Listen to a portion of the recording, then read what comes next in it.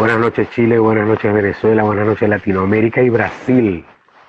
Desde el palco se viste de gala para recibir esta figura rutilante del fútbol brasileño y mundial, el crack, Ederley Pereira.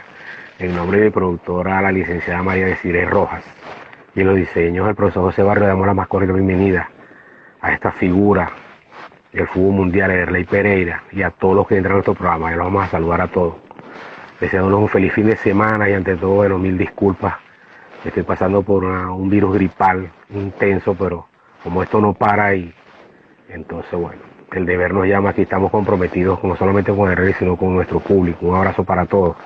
Bienvenido, Ederley. Un honor para nosotros que sea parte de nuestra historia. Buenas noches. Buenas noches, Alfredo. Antes que todo, muchas gracias por la invitación para participar de tu programa. Gracias también a la gente de la producción del programa. Un saludo especial a todos los que siguen. Bueno, el español quizás lo tenga un poquito oxidado, pero bueno, acá estamos a la orden. Vamos a tratar de que hoy mejore un poquito el español. Nuestro amigo Ederley Pereira. Necesito practicar.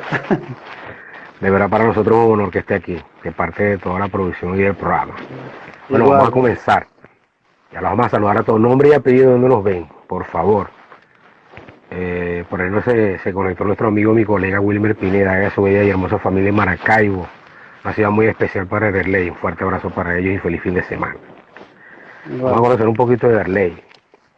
Ederley Aparecido Pereira Pedroso nació en Paraná, Brasil, el 6 de febrero de 1973. Producto de la unión matrimonial del señor Antenor Pereira Pedroso y la señora María Pedroso. Tiene una hermana, de Ederley Pereira. Su esposa Line tiene 2 niños. Uno de ellos tiene muchos nexos con nuestro país. Derek y Ashley Flavia Pereira. A ver, Ederley, cuéntanos un poco de esa infancia por allá por Paraná. ¿Cómo fue la infancia de Ederley Pereira? Bueno, yo me acuerdo que la infancia yo me mudé mucho de ciudad, ¿no? Mi papá en aquella época trabajaba en una empresa que hacía una estrada, ¿no? Las carreteras. Entonces él se transfería mucho, él se cambiaba mucho de ciudad. Y yo, por supuesto, tenía que seguirlo para todos lados, pero siempre con el fútbol metido en la cabeza. O sea, siempre donde llegaba, lo primero era conseguir un equipito para jugar al fútbol, siempre con el sueño de un día volverme un jugador profesional, ¿no? Pero una infancia muy buena, una infancia muy sana, muchos amigos, una infancia muy buena, de verdad. Ederley, como todos los niños brasileños que tienen muchos sueños, épocas difíciles, ¿cómo era tu familia? ¿Clase media, clase alta, clase media baja? Cuéntanos un poquito de eso. Bueno, no, yo acostumbro decir que nosotros nunca pasamos ninguna necesidad, pero tampoco éramos ricos, ¿no? Teníamos lo suficiente, lo básico para dar una buena educación, para dar una buena alimentación tanto a mí como a mi hermana. Mi papá siempre trabajó mucho, mi mamá en aquella época siempre cuidaba la casa. Y tuve una infancia muy buena, hice todos los juegos sanos que los niños pueden hacer. O sea, no habían celulares, no había nada, uno se la pasaba jugando en la calle, cuando no era fútbol era otras cosas. O sea, una infancia muy buena. Lo malo era que siempre que hacía amistad con alguien, o un amiguito, alguien, yo tenía que mudarme, ¿no? Entonces tenía que otra vez volver a hacer mi amistad a la ciudad nueva que llegaba. Yo costumo decir que mi currículo escolar es casi más grande que la Biblia, porque yo pasaba el año escolar en 4 colegios distintos, ¿ves? Yo tenía un permiso incluso del Ministerio de la Educación de Paraná, donde vivía, para que ellos me consiguieran cupo en los colegios que llegaba, por la profesión de mi papá. Bueno, sintonía total en todo Brasil.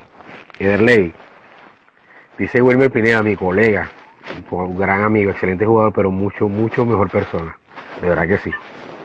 Comparto la opinión de Wilmer. Ederley, ¿a qué edad te regalaron las primeras zapatillas de jugar al fútbol? En verdad yo empecé a jugar al fútbol sin zapatillas. Uno jugaba descalzo. Aquí no hay... Incluso yo creo que eso hasta hace parte de la formación de uno como jugador. Uno dice aquí que cuando uno se raspa el dedo del pie, de a partir de ahí en el fútbol no se puede equivocar, porque sabe que si se equivoca otra vez, eso te va a molestar, te va a doler. Entonces uno seguía jugando el fútbol, lesionado con el raspón en el pie, pero no le podía equivocarme más, porque ya eso tenía sangre por todos lados. Pero mi papá siempre trataba de ayudarme con eso. Él siempre me daba los zapatos y las pelotas, porque él tenía el sueño igual que yo. Él fue un jugador no profesional, pero amateur, vivió de eso incluso, porque la gente lo contrataba, le daba trabajo, le daba empleo en las empresas para que él jugara por la empresa. Entonces el sueño de ser jugador profesional no era solamente mío, era también de mi papá, y él me dio todo el apoyo necesario para que yo por lo menos pudiera tener la oportunidad de buscar este sueño. Pues. Ahora, Derlei, la pregunta obligada. ¿Cómo llegas al fútbol organizado? ¿De la mano de quién? ¿Por qué? Bueno, Te pregunto antes que me respondan, porque empiezan los niños, como decir, en el barrio a jugar y empiezan a destacar. ¿No? Vamos a llevar a Derlei, vamos a llevar a este, aquel. ¿Cómo fue ese paso? Cuéntanos un poco de eso. Bueno, yo vivía en Paraná. En Paraná están los equipos más conocidos de ahí, son el Atlético Paranaense y el Coritiba, que están en la primera división del fútbol brasileño. Pero en esta oportunidad yo conocí a un profesor de educación física del colegio donde estaba estudiando, que él era de Río de Janeiro, y él tenía unos contactos en Botafogo. Entonces mi papá y mi mamá hablaron con él para que cuando él viniera a Río de Janeiro le pudiera echar una mano de por lo menos conseguirme una prueba en Botafogo. Y yo ya como venía jugando el fútbol, aunque sea en la calle, en la escuela, esperando una oportunidad de que algún equipo me pudiera ver y dármelo para probarme. Entonces a los 14 años yo me vine con él a Río de Janeiro. Llegando en Río, él me presentó a un directivo de Botafogo para que yo pudiera hacer la prueba. Y yo me acuerdo que ese día de la prueba en Botafogo, ellos trajeron, estaba separado solamente para pruebas. Entonces habían jugadores de todos cantos de Brasil, todos lados de Brasil, de todos los estados. Habían como 200 muchachos para hacer la prueba. Y nosotros nos tocamos jugar 20 minutos, porque los tipos pasaron todo el día ahí, formando equipos, escribían una lista, un equipo, entra este, sale este, sale el otro. Y yo desesperado, esperándome mi oportunidad de jugar, porque venía de lejos también. Y mi papá esperando por allá que le echara una llamada, no había celular, no había nada, para decirle, bueno, me fue bien, me fue mal, qué sé yo. Y eso me ayudó a haber esperado tantos partidos antes que me tocara a mí jugar, porque me acuerdo que cuando llegué me preguntaron, el entrenador me preguntó, ¿qué posición juegas? Y yo le dije, yo juego en el medio. Ele disse, bueno, listo, acá te anoté, cuando te toque jugar yo te aviso. Yo dije, ok, listo. Y empezó el primer partido, terminó, y el segundo y el tercero, y a mí no me tocaba nunca jugar. Y yo veía que tanto el entrenador como su asistente, ellos miraban mucho para los lados y a veces no estaban mirando a la cancha a los muchachos. Entonces yo pensé, bueno, yo cuando me toque jugar, me olvido la posición, yo ya no soy medio. Yo soy a donde esté la pelota, porque no sé en qué momento el tipo me va a mirar, no sé en qué momento va a estar mirando la cancha. Entonces, claro, se distraían. Claro, o sea, eran tantos partidos que se perdían, ¿no? Claro, y yo tenía el pelo largo, entonces era más fácil para identificar. Yo sé que cada vez que el tipo miraba la cancha, yo estaba detrás de la pelota. Yo ahí la estaba tocando, equivocándome o acertando, pero creo que eso le quedó en la mente del tipo, ¿no? Entonces cuando termina la prueba, él me eligió a mí y a 4 muchachos más, 5 jugadores de 200. Y eso no era que estábamos ya listos. Nosotros al día siguiente íbamos a entrenar con el equipo que ya era fichado, con el equipo que ya pertenecía al Botafogo, con los muchachos. Y de ahí tuvimos, y al final quedó un jugador y yo, 2 de 200. Entonces, y no es porque yo era el mejor de los 200, lo que pasa es que yo aproveché mejor y por ahí la táctica que usé me funcionó.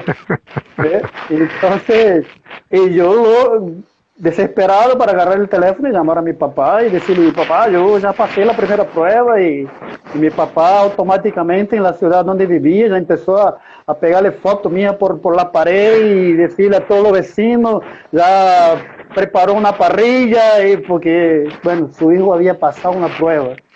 Uno no tenía Pasaste una idea de prueba que... y eso era un día feriado en tu casa. Y uno no tenía idea que eso era solamente un comienzo, que eso no quería decir muchas cosas, pero para nosotros eso ya era una victoria. ¿Ves?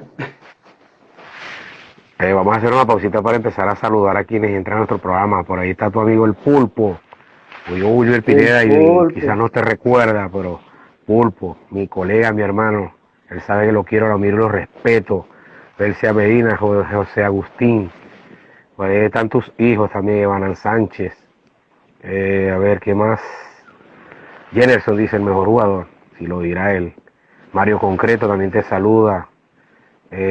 Por aquí están, hay muchas personas, si quieres saludar, bueno el programa, el programa es tuyo.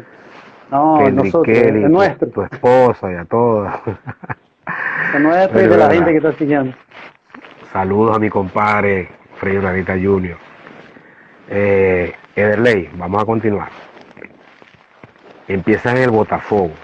¿Qué fue lo primero que te dijo el entrenador de la sub-15 que te quedó para siempre? No, él fue el primero que trató de verme una calidad que yo no me imaginaba que tenía. Porque yo jugaba en el medio y un determinado partido que creo que íbamos perdiendo 1-0 y como tenía un poquito más de altura, él de pronto me llama a un costado de la cancha y me dice, anda de delantero, anda de 9. Yo dije, pero 9, yo nunca jugué de 9. Él dice, bueno, pero yo me di cuenta que tenía un cabecea bien, va bien, el balón arriba. Y creo, o sea, lo que me marcó que aprendí de este entrenador en Botafogo fue que él me enseñó, me mostró una virtud que yo no sabía que la tenía. Yo, para mí, mi juego aéreo era igual que de todo el mundo, ¿no? Y él me puso a jugar de 9. Y la gente, los muchachos empezaron a ponerle centro en el área y yo ahí peleando con los defensas. Y me gustó. Y yo, a partir de ahí, yo empecé a practicar un poco más el balón quieto, por lo menos con la pelota arriba, porque yo veía que yo tenía las condiciones de destacarme en esto, pues. Entonces, fue un periodo corto, fue una sola temporada en Botafogo, antes de irme a Fluminense, pero, o sea, uno siempre aprende las cosas, donde sea, por mejor o peor que sea el equipo o el entrenador, uno siempre aprende, ¿ves? Uno siempre está creciendo en esto. Rey, el Pulpo te envió una pregunta. Dice que cuántas bolsas con hielo gastaron para curarte la pubalgia allá en el Ital Maracaibo en Casa de Italia. ¿Cuántas gastaron?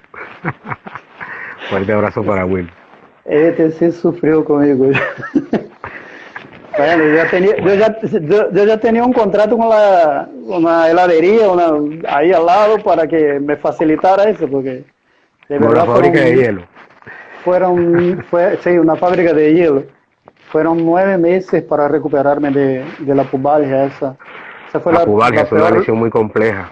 Fue la peor lesión que tuve. Yo me he operado la rodilla 2 veces, pero la pubalgia fue la que me mató. Y yo me di cuenta que eso ha pasado a varios futbolistas, ¿no? Existe el antes y el después de esta lesión. Pero después de esta lesión uno parece que pierde un poco de fuerza, un poco la confianza, y uno tiene que volver a adaptarse otra vez a jugar al fútbol ya con un físico diferente de antes de la pubalgia, ¿no? Sí, es una lesión muy compleja y por la zona. Cualquier movimiento que haga te lastima, retrocede la lesión, de verdad que es muy complejo. A ver, Ley, tu paso por el Botafogo, pero nos llama mucho la atención.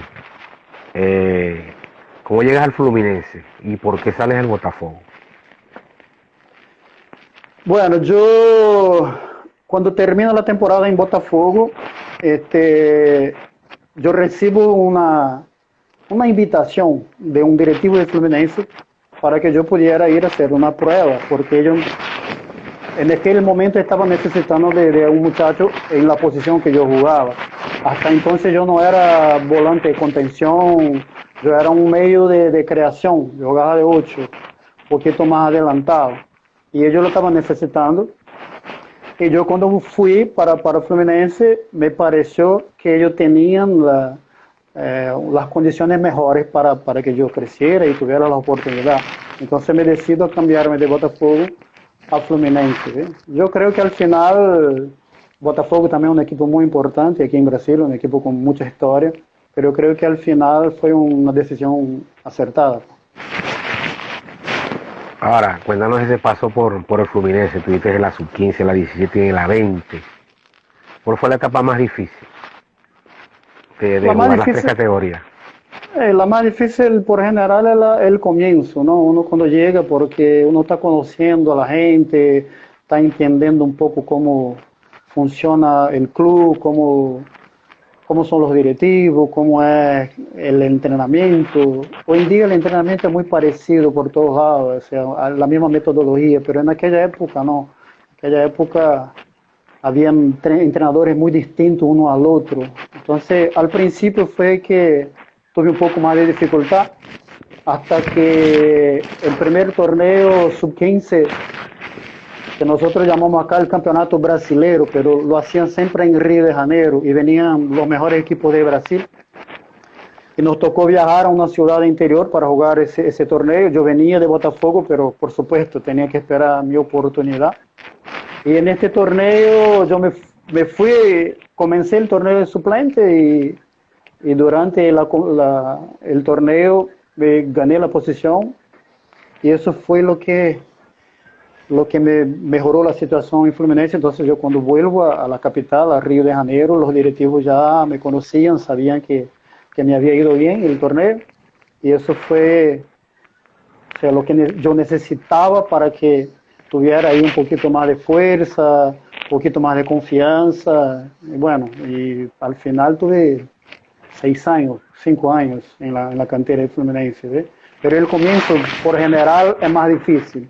Después que uno agarra la confianza y ya está con los muchachos y conoce el trabajo del entrenador, conoce los directivos, lo que piensan ellos, lo que esperan de uno, la cosa fluye un poco mejor, ¿no?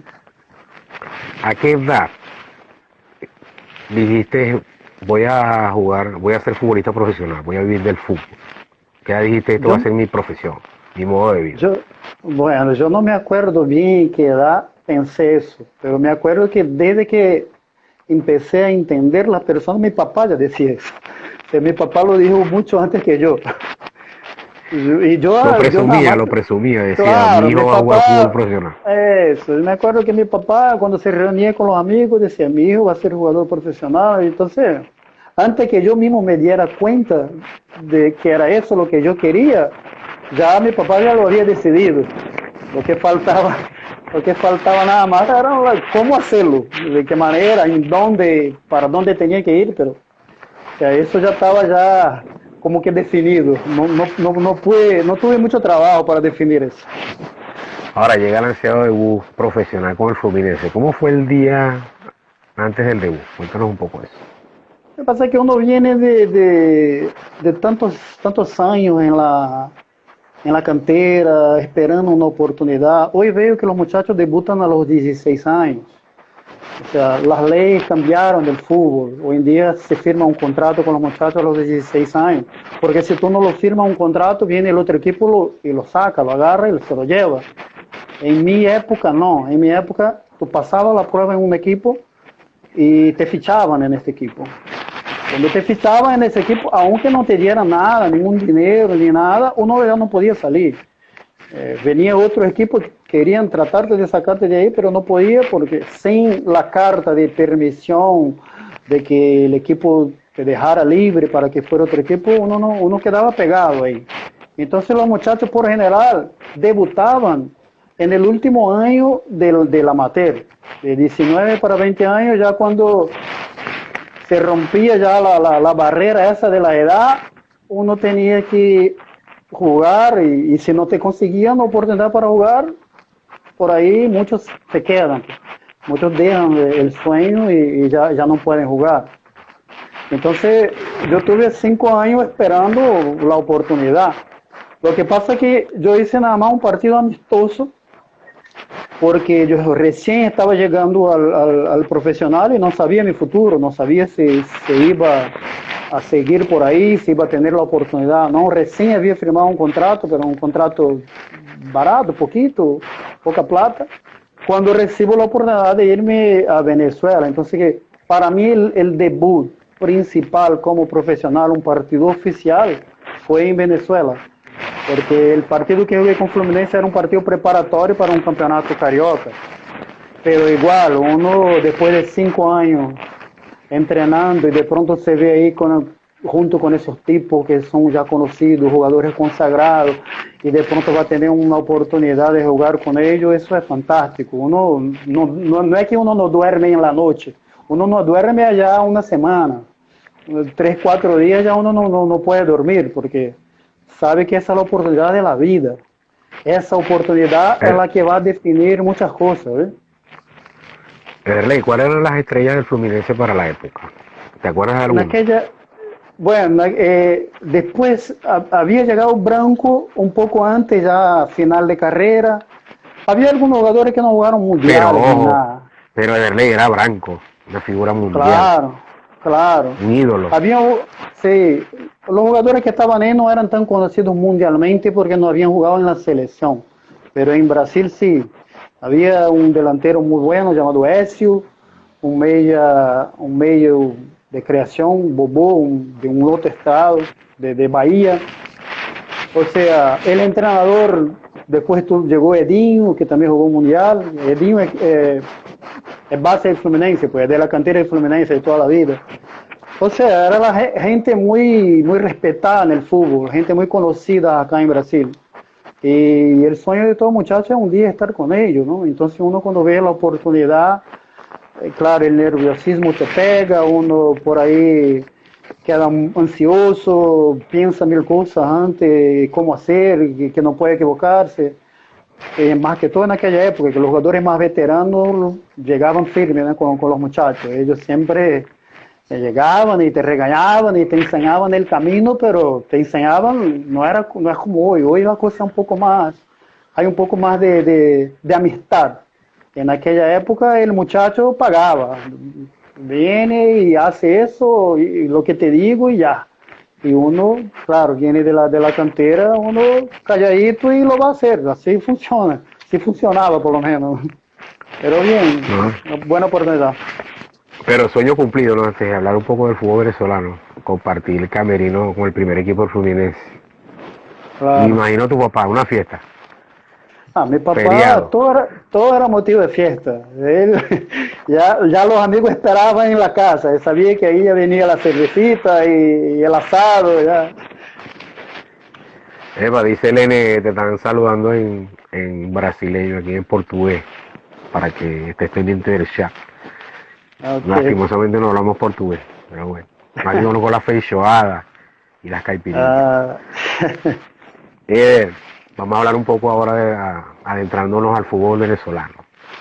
¿Cómo llega al fútbol venezolano? Debutas en el año por allá por el 93, 94 con el Deportivo Italia, un equipo histórico de nuestro fútbol. ¿Cómo llegas al fútbol venezolano? ¿A la mano de quién? Bueno. ¿Y por qué el Deportivo Italia? Bueno, yo recién había firmado mi contrato en Fluminense, pero como yo te dije, no tenía idea de lo que iba a pasar. Si me iban a dar la oportunidad de demostrarme o no, porque en este momento uno no sabe lo que va a pasar. Depende mucho de la situación del equipo, si el equipo va bien, si el equipo va mal. La afición cobra mucho, es un equipo grande acá. Entonces, la afición siempre quiere el resultado. Para un entrenador a veces es complicado poner a un muchacho a jugar, porque si le va mal, la gente le cae encima. Y yo estaba en esta duda.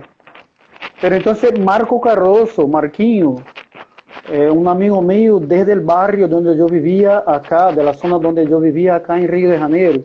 Y él se había ido al Deportivo Italia un año antes. En el año 92, él se fue al Deportivo Italia. Y cuando él se viene de vacaciones a Brasil, los directivos del Deportivo Italia le pidieron a él que indicaran 3 jugadores más para que volviera con él y 3 más.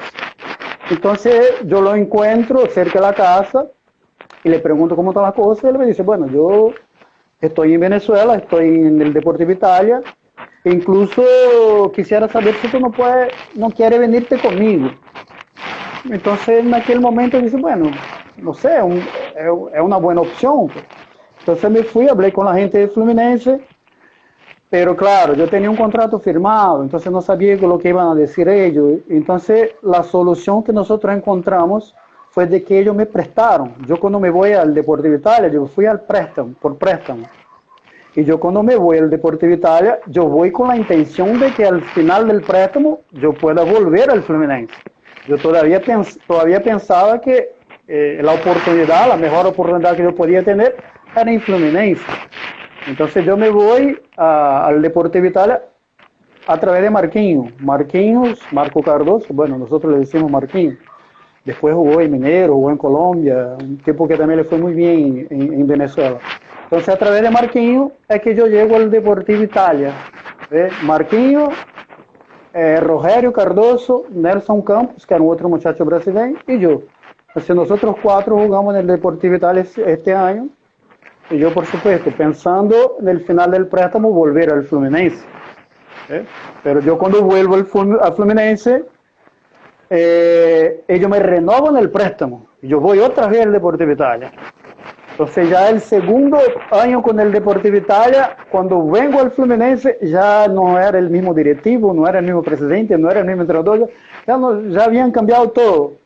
No sabía quién era Derlei Pereira. Claro, entonces si la gente cuando me conocía, no sé si me iba a dar la oportunidad, imagínate ahora que nadie se acuerda.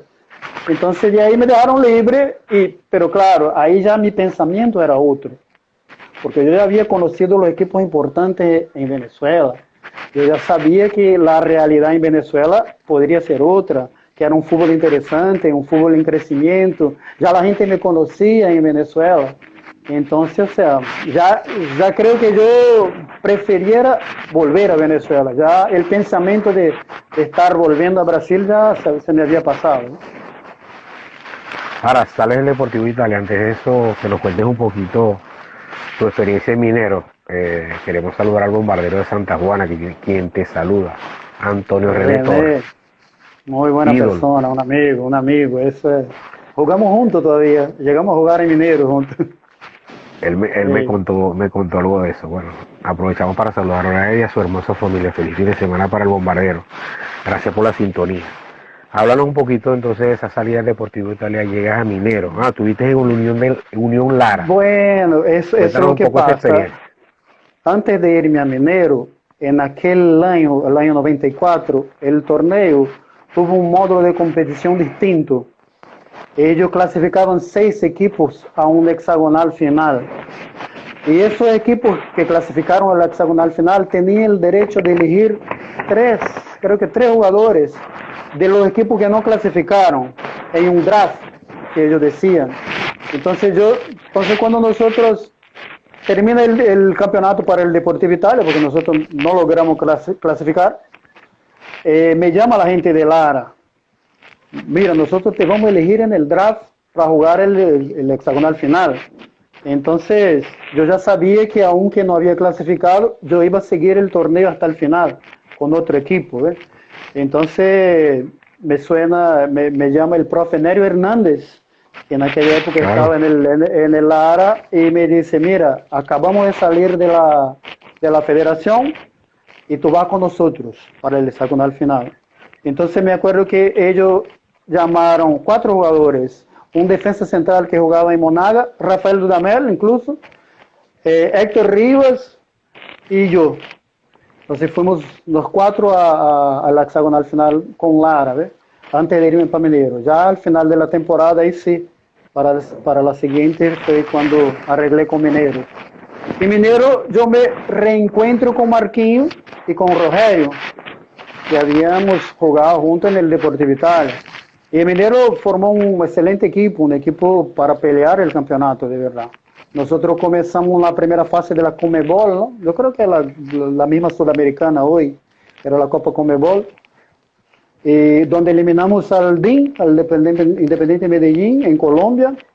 Pero pasa que allá perdimos a Rogério, porque al momento que eliminamos al DIN, Rogério se quedó allá, era nuestro delantero principal en aquel equipo, y él se quedó en Colombia a jugar y después, bueno, hizo su vida en Colombia. Y nosotros este año teníamos un buen equipo, peleamos con Minervain todo el campeonato, no habían finales, eran puntos seguidos, al final el que tenía más puntos era el campeón, y nosotros salimos subcampeón. En el último partido todo estaba en abierto, Minero o Minervain, y Minervain le ganó creo que a Valera, Trujillano, y nosotros le ganamos a Táchira en el Cachamay, y fueron los dos equipos que representaron a Venezuela en Copa Libertadores aquel año, que fueron Minervain campeón y Minero subcampeón. Pero fue un buen año, un buen año. Erle, ¿cómo se vivían esos derbis? ¿Cómo se palpitaban esos derbis mineros, Minervain del Callao? Eso era muy bueno, eso es lo bueno del fútbol, ¿no? Ese tipo de partidos son los partidos que a los jugadores les gusta. Eran muy buenos. Nosotros creo que en este año jugamos como 4 veces. Y el Cachamay era más pequeño, no era el Cachamay de hoy. Las tribunas eran más pequeñas, pero eso se ponía full. Ya la gente compraba las entradas ya el jueves, ya no había. En los puntos de venta ya no había. Eso estaba lleno. Y Minervain también tenía un tremendo equipo. Y eso sí se vivía sabroso, ese tipo de... Así como me tocó jugar ULA Mérida, ULA y Estudiantes, o sea, equipos de la misma ciudad, ¿no? Eso era muy bueno, esos son los partidos que a los jugadores les gustan. Ahora, háblanos un poco de esa incursión en Maracaibo con el equipo Gallo, equipo histórico, el Atlético Zulia. ¿Cómo llegas ¿Por qué eliges el Atlético Zulia? Bueno, yo cuando me voy de Mineros, yo me voy de vacaciones, me vengo de vacaciones a Brasil, y con el futuro incierto, no sabía hasta entonces con qué equipo me iba a arreglar, porque gracias a Dios ya la situación era distinta de cuando me llegué a Venezuela. Ya varios equipos estaban interesados, me acuerdo que me llamaban la gente de Táchira, la gente del Caracas siempre me llamaba a ver la posibilidad. Y bueno, y yo estuve de vacaciones, estando de vacaciones acá en Brasil, me llama el profe Carlos Horacio Moreno, que en paz descanse. En paz descanse. Claro, él me llama y me dice, mira, nosotros tenemos un proyecto aquí que más que todo es una apuesta, porque nosotros queremos hacer un equipo competitivo en Maracaibo. Y yo no sabía que existía fútbol en Maracaibo. Yo decía, pero Maracaibo, claro, uno se acordaba de las Águilas de Zulia, del béisbol y de la Chinita y de la Basílica, Gaitero de Zulia, ¿no? El equipo de baloncesto, ¿no? Básquetbol. Y yo decía, pero nosotros vamos a jugar fútbol en Maracaibo. Y él decía, sí, aquí vamos a hacer un equipo competitivo. Y yo decía, pero ¿cómo? ¿Quién están llevando? Y él empezó a nombrarme los jugadores, Gaby Urdaneta, Ruber Morán, Carlos García. Y yo decía, bueno, el equipito va a estar bueno, va a pelear por lo menos, ¿no? Y bueno, pero claro, era una apuesta, uno no sabía lo que iba a pasar en Maracaibo. Pero rápidamente empecé a meterme y a informarme de cómo era y vi que era una ciudad espectacular, la segunda ciudad más grande del país. Y bueno, por lo menos la gente y afición yo sé que hay, entonces queda de nosotros hacer un buen trabajo para conseguir esos fanáticos y traerlos cerca de nosotros. Y fue espectacular, la experiencia en Maracaibo fue espectacular porque era una ciudad, era un desafío para nosotros, era un reto muy grande lograr algo bueno en el fútbol en Maracaibo. Y yo me acuerdo que nosotros llegamos a la final, una final con Minervain. Minervain tenía un trabuco y suspendieron un partido de las Águilas del Zulia porque iba a ser en el mismo día de la final de nosotros. Y la gente de béisbol estaba preocupada que la gente no fuera a los partidos de béisbol para irse al partido del Atlético Zulia, ¿eh? Y yo decía, bueno, entonces eso quiere decir que hicimos las cosas bien, porque ya la gente está queriendo cambiar el béisbol por el fútbol. Y nosotros jugamos una final emocionante con Minervain. A 3 fechas estamos a 9 puntos en Minervain.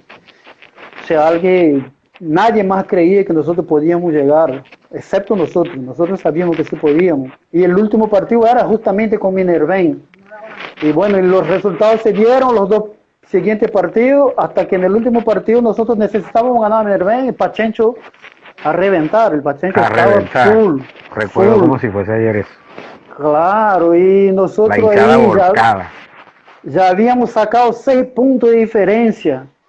Ahora dependía de nosotros, que recibíamos a Minervén en el mismo Pachencho. Y nosotros ahí, un partido durísimo en la noche, creo que un miércoles en la noche, hicimos el gol al minuto 43 del segundo tiempo, minuto ¿qué? 87, hicimos el gol. Este gol no nos dio el título, ese gol nos hizo jugar 2 partidos extra con el mismo Minervén.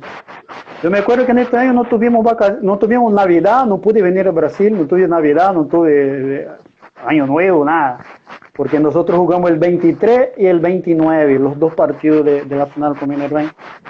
Y bueno, perdimos 1-0 en Portugal, ganamos 1-0 en Maracaibo y logramos el título por penales.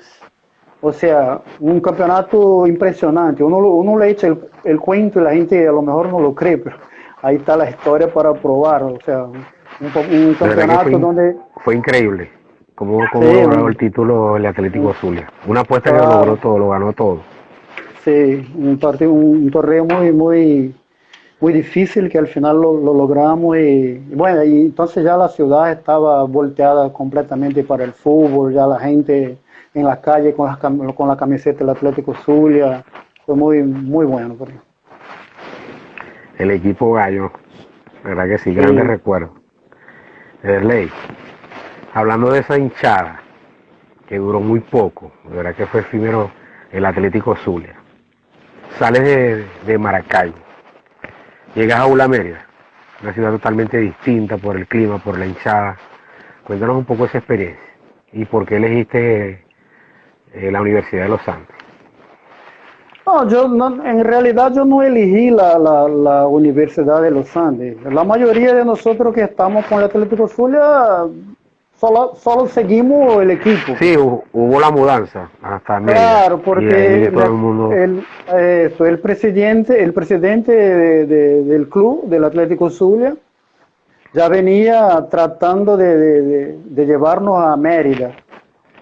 Y nosotros decimos, bueno, acá estamos nosotros nada más. El único equipo que estaba en Maracaibo era el Atlético Zulia. Tenemos toda la fanaticada, tenemos toda la ciudad, nosotros.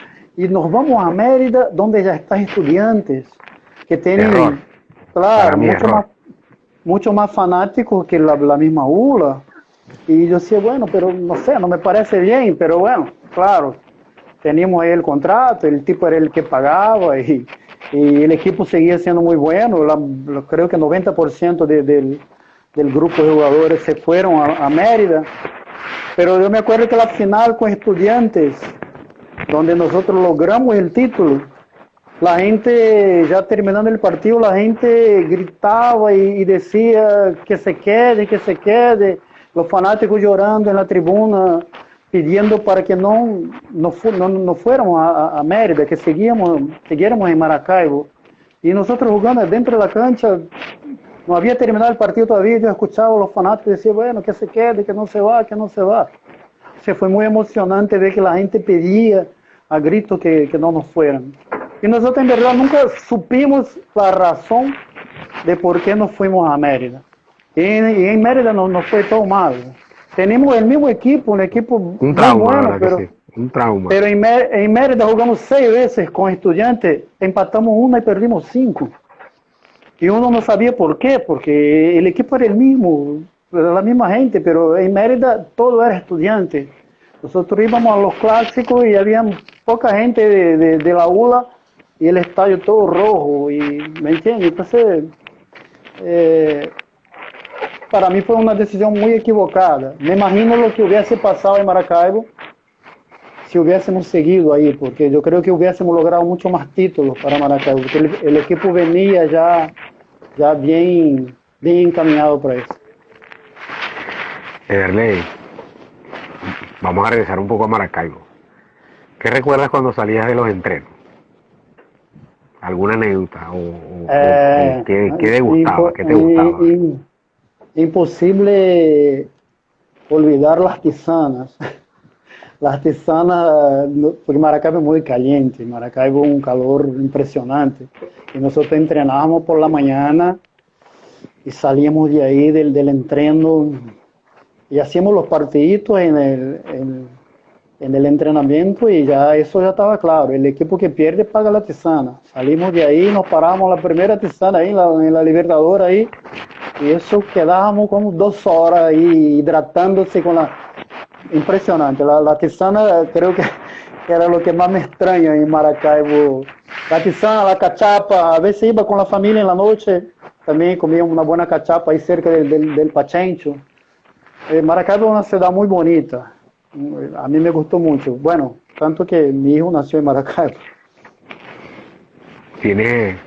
Tenemos a Deri, que es zuliano, de nacimiento. No, imposible olvidarnos de esa tisana en la Avenida Libertador. La verdad que era un Sí, espectáculo. Y era de dame más, dame otro poquito, dame otro poquito, dame otro poquito. Y pasaban 2, 3 horas ahí. Se acababan las sí, tisanas cuando llegaba el Atlético Zulia. Sí, ¿verdad? Hablando un poquito de esa mudanza del Atlético Zulia también con nosotros como hinchas, de verdad que fue un trauma. Y de verdad no le perdonamos a nadie ese traslado de ustedes hasta la ciudad de Mérida. De verdad que bueno. Se perdió la química, se perdió la hinchada, se perdió todo. Y se perdieron los títulos. A ver, sí. vamos a cambiar un poquito hasta de continente. ¿Cómo tomó la decisión de Derlei Pereira de llegar al fútbol de Qatar? ¿Cómo llega esa oportunidad? Cuando, cuando termina en Mérida, porque tú sabes que este fue el último año del presidente, bueno, del Atlético Zulia, él siguió con nosotros hasta la ULA Mérida. Cuando termina ahí, él se fue del equipo y el equipo se deshizo. Pues, creo que 2 o 3 años después volvieron otra vez con el equipo ULA Mérida, pero de ahí se acabó el equipo. Y entonces yo me vengo otra vez de vacaciones a Brasil y me llama la gente de Táchira.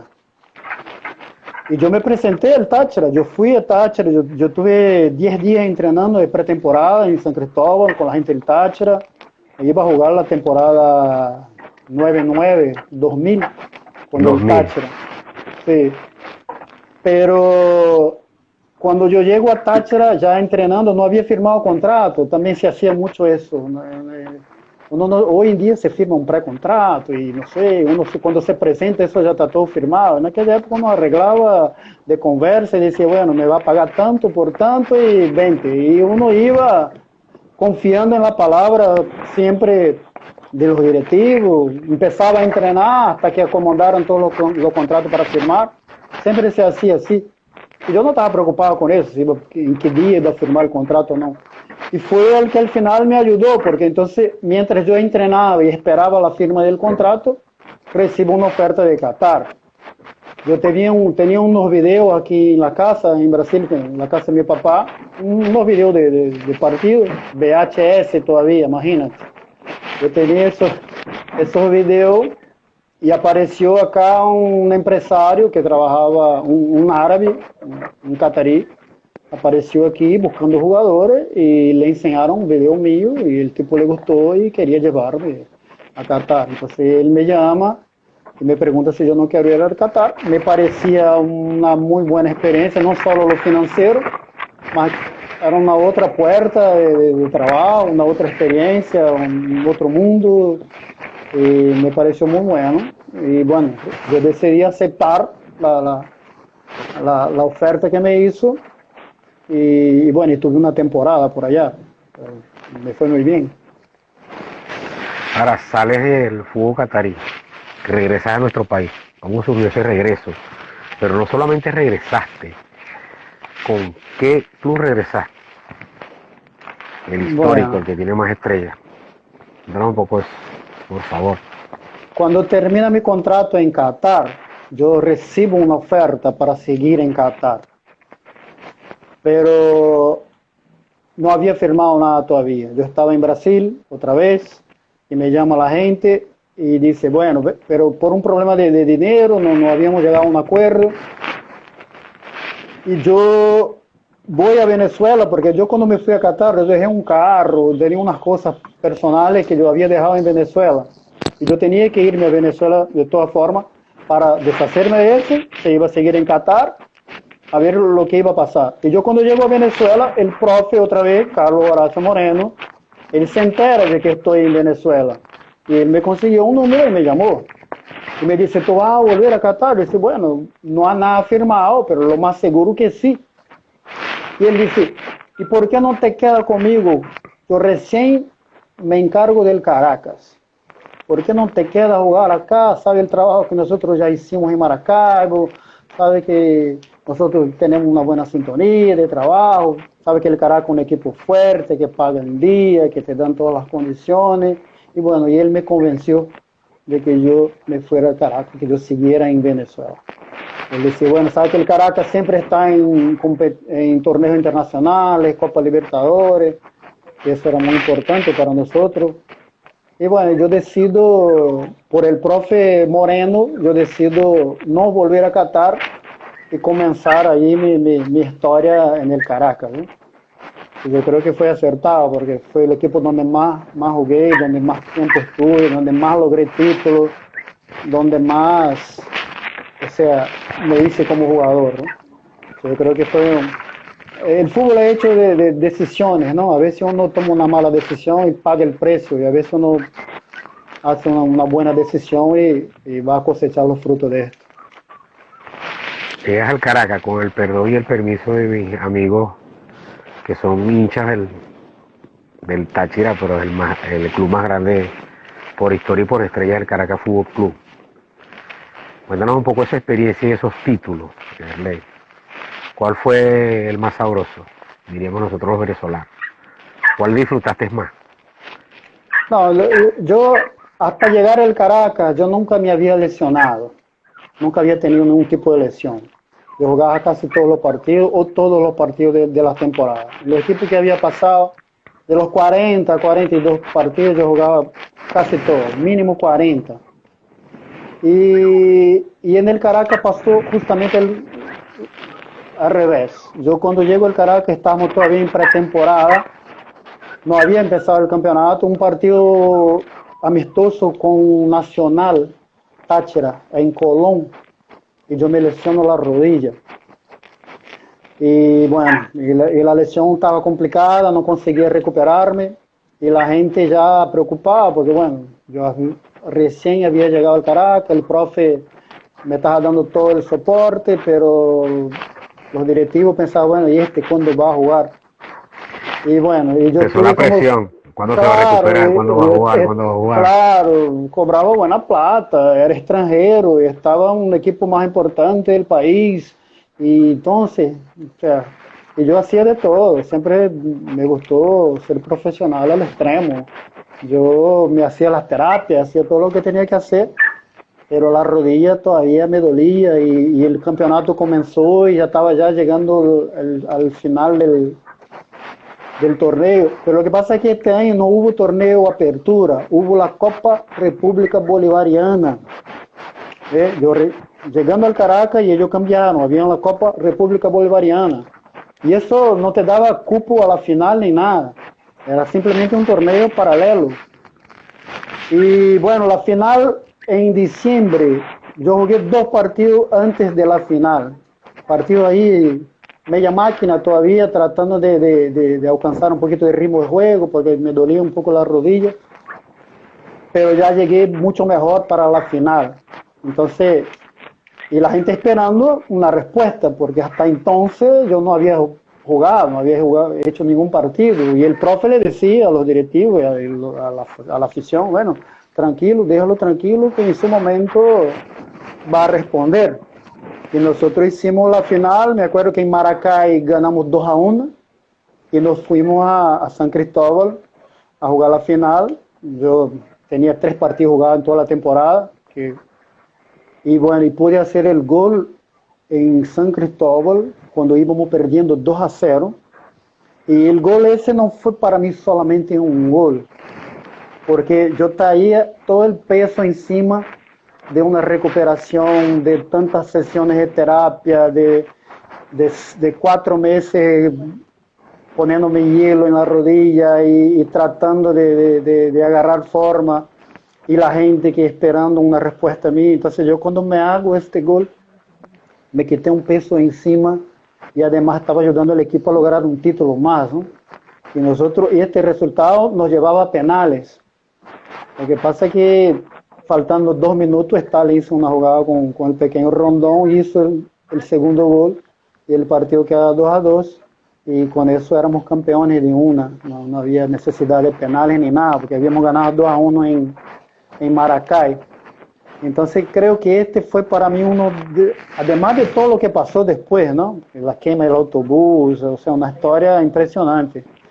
Pero para mí en lo personal, por haber estado lesionado tanto tiempo, creo que este fue el título más importante. No me dio ninguna estrella, no nos llevó a la final, no nos puso en ningún torneo internacional, pero era mi momento de darle una respuesta al Caracas, de devolverle un poquito al Caracas todo el soporte, todas las condiciones que me habían dado. Nunca me dieron la espalda, siguieron ahí pagándome en día y me dando todas las condiciones. Entonces para mí fue muy importante porque pude darle a ellos un poquito de lo que me habían dado.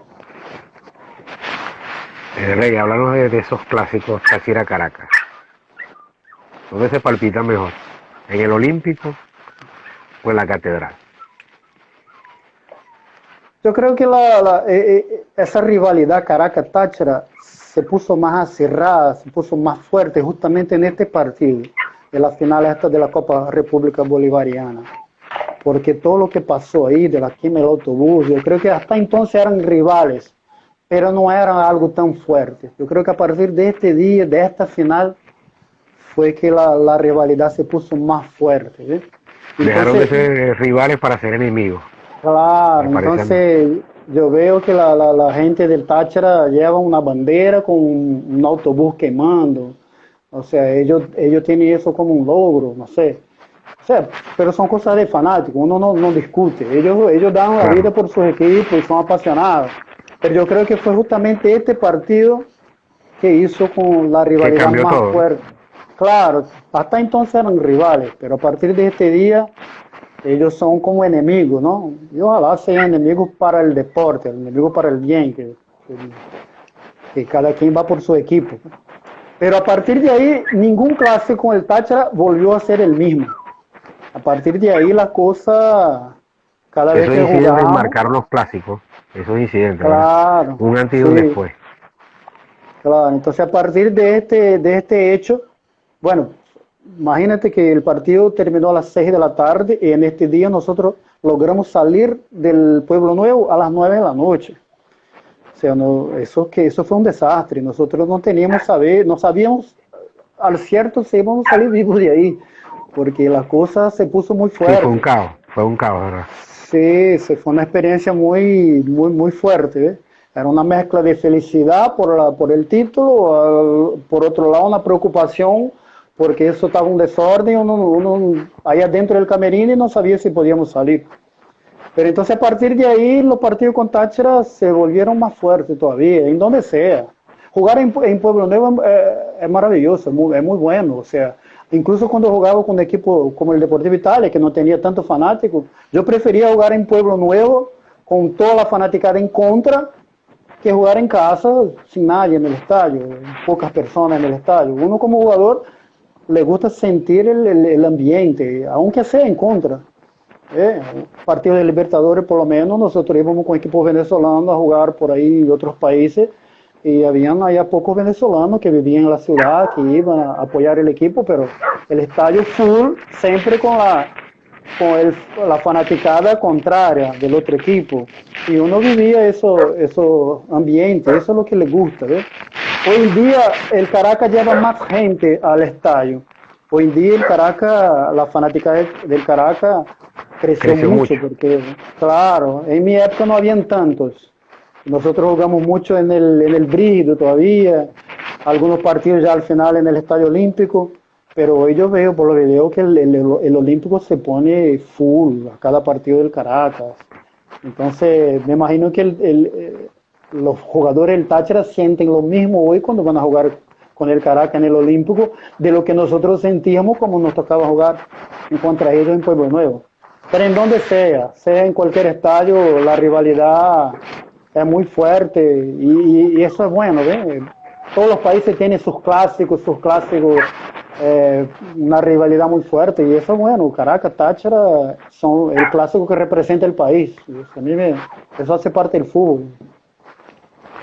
Ahora te llega una pregunta a través de la cuenta del programa. Aprovecho para saludar a Carlos García Ibáñez, nuestro invitado el sábado 13 de febrero, no se lo pueden perder.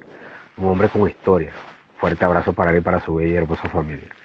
Ederley, esta pregunta es sobre la Copa Libertadores. ¿Cuál fue el partido que más disfrutaste con la camiseta del Caracas en la Copa Libertadores? ¿Cuál crees tú que fue tu mejor partido? ¿Contra quién? ¿Contra qué rival? Bueno, yo pude jugar en contra del Cruzeiro, que es un equipo brasileño, por ser brasileño y ser un equipo de acá, un equipo muy importante en Brasil, y pude anotar goles incluso de penal en contra del Cruzeiro. Eso para mí fue una satisfacción muy grande, una alegría grande, muy grande, haber venido a jugar en mi país en contra un grande de acá, con el Caracas. Nosotros perdimos acá en Belo Horizonte 3-1 y ya para el último partido con el Cruzeiro en Caracas no teníamos ya la posibilidad de clasificar por un resultado de Santos Laguna, pero me tocó jugar ese partido y pude anotar un gol de penal y fue muy bueno porque yo jugué en contra de un equipo muy importante de Brasil. Siendo brasilero, a uno eso es importante porque están los familiares, están toda la gente en Brasil, los amigos que te ven por la tele ¿ves? Ahora, yo creo que un partido más importante que he logrado con el Caracas, nosotros le ganamos a Universidad de Concepción de Chile en este mismo año. Y la Universidad de Concepción tenía 24 partidos invictos. Y nosotros llegamos a Chile 4 días antes del partido y lo que más escuchamos es que nos iban a golear, y que el equipo era campeón chileno, y que ya tenían 24 partidos sin perder. Y bueno, nosotros calladitos ahí esperando el partido. Bueno, sí teníamos un buen equipo y nosotros conseguimos ganar a la Universidad de Concepción en Chile, allá en Chile, 3-2. Y ese partido me fue muy bien. Yo también venía de una lesión en ese partido.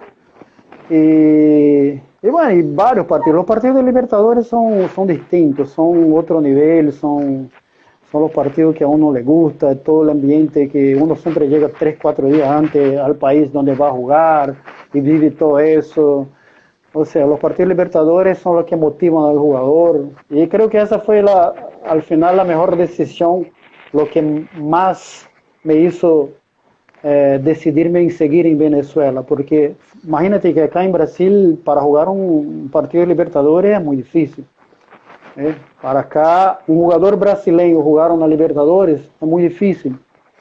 Necesita salir campeón brasileiro, y campeón brasileiro es muy difícil, son muchos equipos de nivel.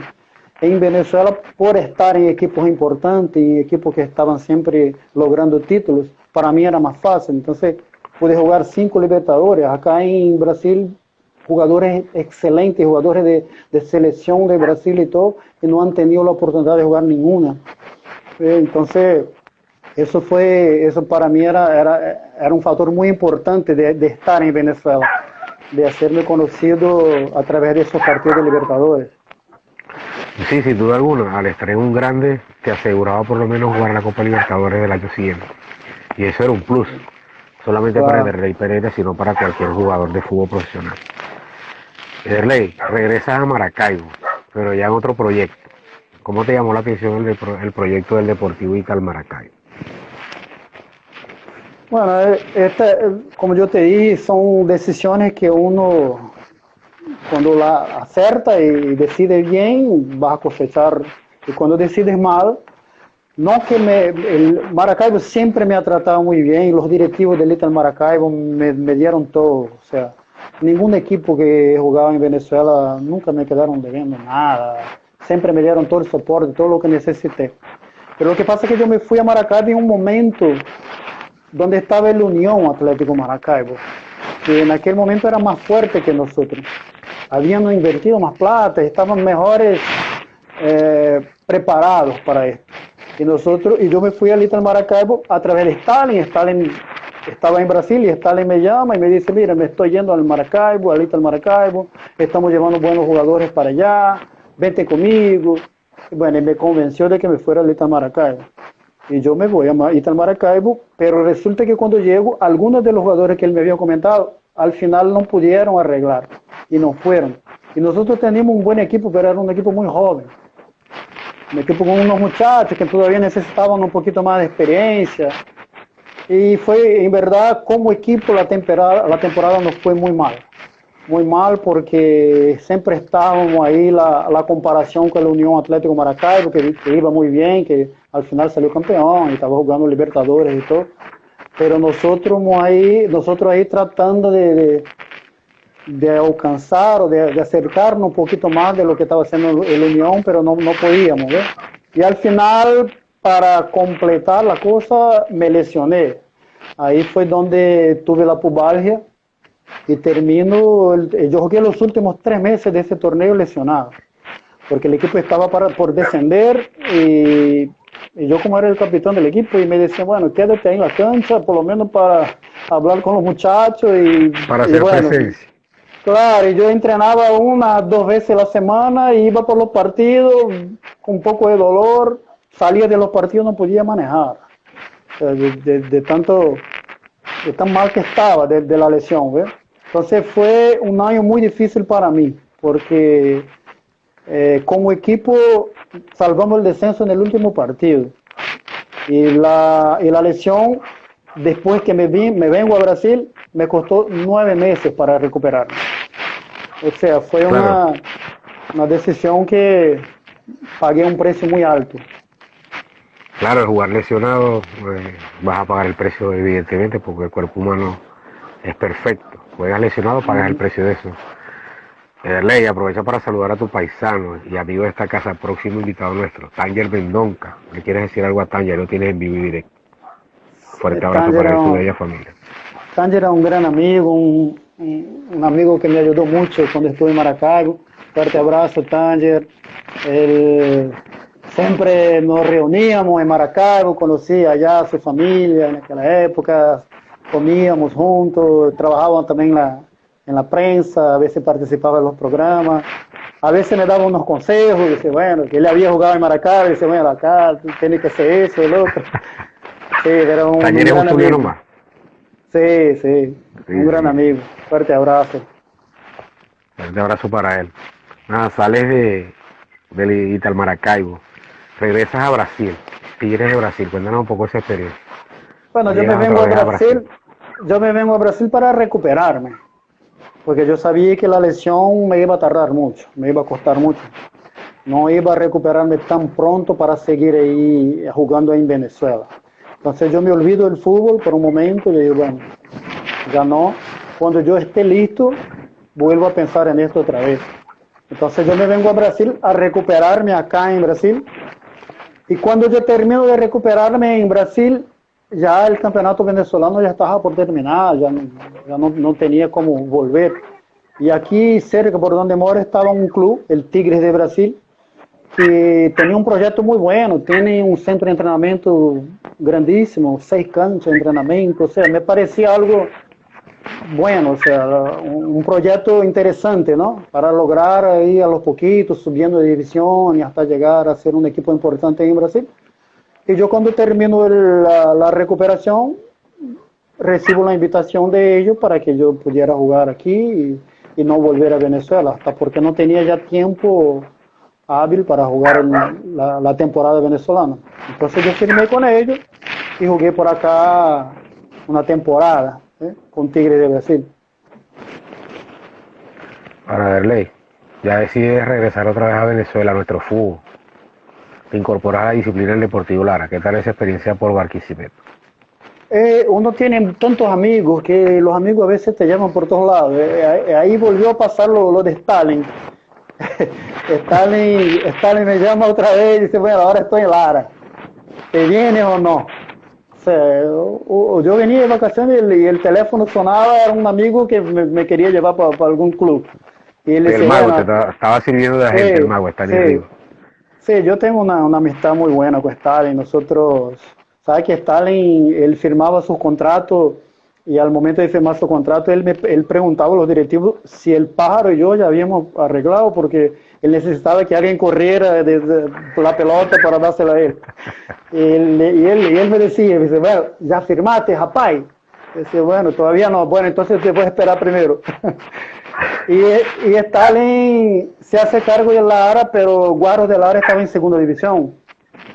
Y el proyecto era ponerlo, subir el equipo pues, para primera división. Como ya había jugado en Barquisimeto, el hexagonal aquel, y ya conocía la ciudad, conocía la gente, o sea, la fanaticada, el ambiente, yo sabía que era un buen ambiente para ir a jugar, una buena ciudad para vivir. Y yo, bueno, y él me pidió que llevara jugadores incluso. Yo me llevé 3 compañeros brasileños de Tigres y nosotros, él no llegó hasta el final de la temporada, pero el equipo logró el objetivo y llegamos a primera división.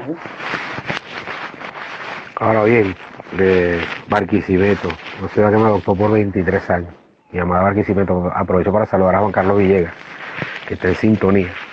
En la temporada 2007-2008 regresa a la disciplina de Mineros de Guayana. Cuéntanos un poco de eso. Stalin otra vez. Stalin otra vez se fue. Tu agente, el Sí, mago. sí, Gracias, él Taller, dice, por tus conceptos. Estarás pronto con nosotros.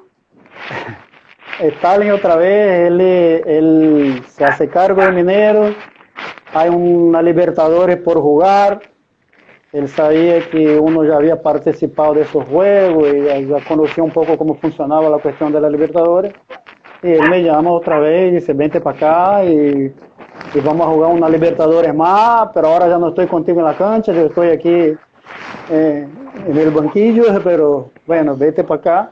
También conocía ya la ciudad por toda, ya había salido subcampeón ahí, pero ya mi condición física ya no era la misma.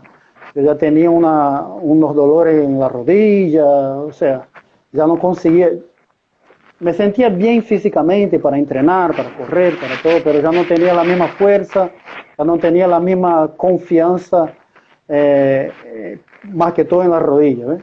Entonces, jugamos un partido pre-Libertadores con Arsenal, perdimos 2-0 en Argentina, ganamos 2-1 en Puerto Ordaz, pero no nos alcanzó pasar a la siguiente fase, ¿no?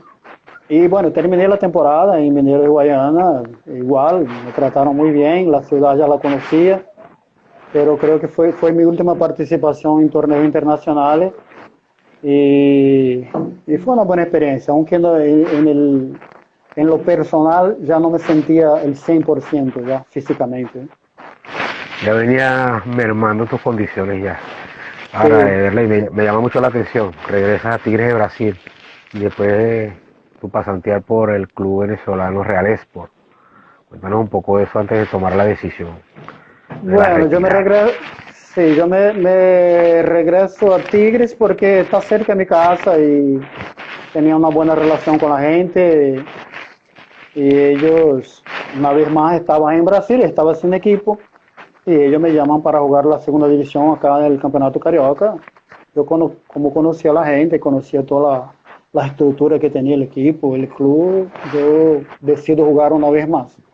Pero ya al final de la temporada me llama Mon López, que es un otro amigo, José Ramón Monlop, un tipo una espectacular. leyenda de nuestro fútbol. Nosotros jugamos, él ya al final de su carrera, él jugó en el Deportivo Italia. En el segundo año donde me fui al Deportivo Italia, fuimos compañeros en Deportivo Italia, hicimos una muy buena amistad. Y él era un directivo del Real Sport y me llamó, bueno, necesito a alguien con un poquito más de experiencia aquí, tengo un equipo de muchachos, un equipo más joven, y quisiera saber si puede venirte con nosotros. Y bueno, una vez más creí en el proyecto y me fui. Pero en el Real Sport me pasó un problema de salud, y me tocó volver a Brasil. Incluso me dijeron que, bueno, ahí tenía que encerrar mi carrera y ya no podía seguir jugando al fútbol. Y me vine a Brasil otra vez, me hice todos los exámenes, todo lo que tenía que hacer. Y me dijeron que no, que sí podía jugar más si quisiera. Pues. Y entonces, por eso vuelvo a jugar una temporada más y ahí ya me retiro. Llega el momento de la retirada. Antes de hablar de eso, te llegó una pregunta a través de las redes, que si tenías cábalas para jugar al fútbol. La mayoría de los jugadores usan cábalas. Sí, sí, yo, bueno, a mí me gustaba descansar, entrenar y comer bien, siempre. Yo considero que sin esas tres cosas, un jugador no puede rendir. Si tú no juegas, si tú no entrenas, no vas a jugar bien. Si tú entrenas y comes y no descansas, no vas a jugar bien. Si entrena y descansa y no come bien, no vas a jugar bien. Yo tenía esas tres cosas, para mí eran una ley. Pero antes de los partidos no me quitaba las chivas, por lo menos no me gustaba. Yo jugaba con ellas y si no las tenía, bueno, trataba de dejarlas lisitas, o sea, no me cambiaba para jugar solamente después del partido. Y bueno, un día antes me gustaba mi buena pasta, dormía mis horas, mis 8 horas seguidas. Cuando estábamos concentrados en un hotel, me gustaba pararme temprano, desayunar y volver a dormir. Ahorraba toda la energía que podía. Comía, dormía hasta la hora del partido. Porque yo sabía que en el partido, por la posición que jugaba, me iba a tocar sufrir y correr para todos lados. A veces perdía 2, 3 kilos por partido. Entonces, cábala, sí, más que todo las chivas que no me gustaba, quitarme la chiva antes de los partidos y esperaba ganar el partido. Y a veces cuando el resultado se daba, uno trata de hacer siempre lo mismo para el siguiente partido. Pero nada que... hay gente que lleva eso mucho a serio. El profe Moreno por lo menos tenía varias, pero yo no, o sea, trataba de seguir algo, pero nada muy restricto. Bueno, aprovecho con el permiso de Erlea para saludar y felicitar a Ángel Olaya de la logística del Deportivo La Guaira, flamante campeón de nuestro fútbol, a quien felicitamos totalmente y deseamos el mayor de los éxitos. Ángel Olaya y su Deportivo La Guaira. A ver, Erley, por aquí me llegó otra pregunta. A ver, que si siempre fuiste mediocampista, ya nos dijiste que fuiste una vez delantero, jugabas como 9, pero tu posición natural siempre jugaste al mediocampo. O te llegó a través de las redes sociales. No, yo fui delantero solamente en el primer año en Botafogo y por algunos partidos, no fue toda la temporada, un u otro partido que el entrenador lo necesitó, más que todo para las pelotas aéreas. Pero en el Fluminense estuve como 2 años jugando de defensa central. Después que me vine para jugar de volante, siempre que hacía falta, jugaba también de defensa. En Qatar incluso jugué la mitad de la temporada de líbero. El entrenador jugaba con 3 defensas, un líbero ahí detrás, y él me puso a jugar en esa posición la mitad de la temporada. De la mitad para adelante me volvió a mi posición, a mediocampista, a jugar de volante. Pero esa era mi segunda posición, era defensa. O sea, siempre que necesitaba, yo jugaba ahí. Como había estado 2 años en Fluminense jugando en esa posición, no tenía mucha dificultad porque ya conocía un poquito de la posición. Erley, si nos puedes resumir tus mejores momentos en el fútbol y los momentos no tan buenos, ¿con cuál te quedarías? La pasantía por el Atlético Zulia es inolvidable, por todo lo que te conté, por la ciudad que no era una ciudad de fútbol, una ciudad donde era un reto para nosotros lograr algo importante.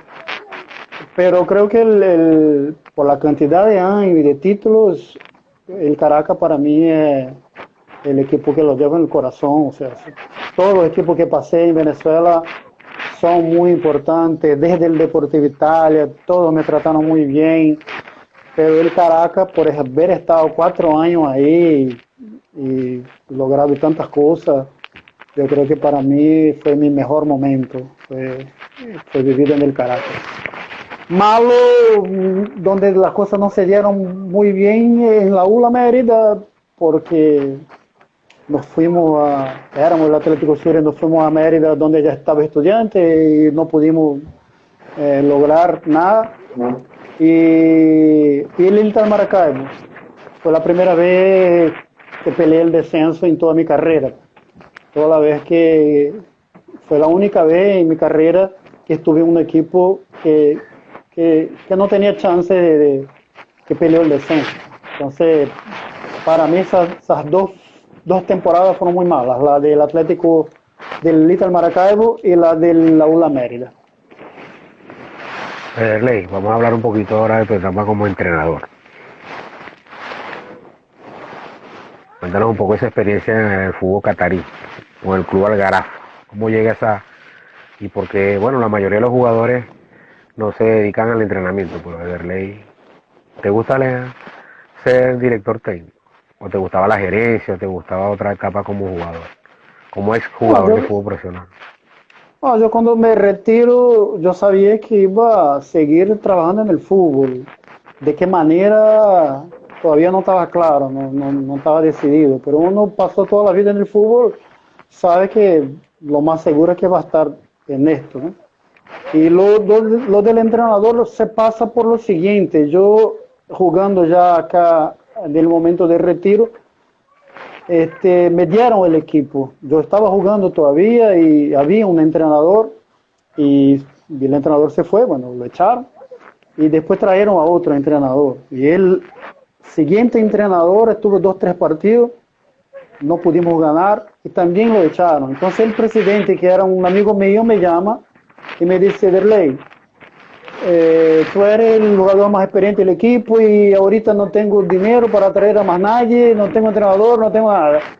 Necesito que agarre la rienda del equipo y trata de ayudarme mientras yo consigo a alguien. Y yo, bueno, yo ya venía sufriendo con las lesiones y la rodilla y todo, y decía, bueno, yo seguí todavía inscrito como jugador y agarré el equipo. Ya conocía a los muchachos, eran mis compañeros, y decía, bueno, muchachos, yo estoy aquí para ayudar y bueno, vamos a entrenar y vamos a tratar de sacar eso adelante. Y me fue bien, nosotros empezamos a ganar los partidos y tal.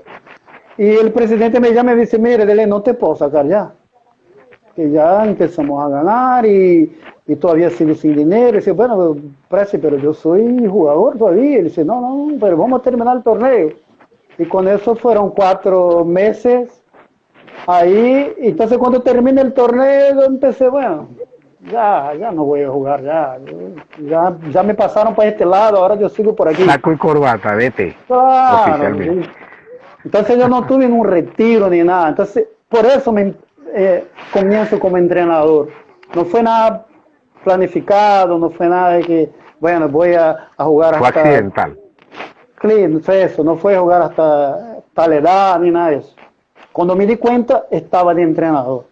Entonces yo seguí la línea. Vamos a seguir con esto y empecé a actualizarme, hacer los cursos y aprender para seguir eso en serio, pues. Entonces... Ahí te empezaron a llegar las rondas de preguntas con respecto a eso.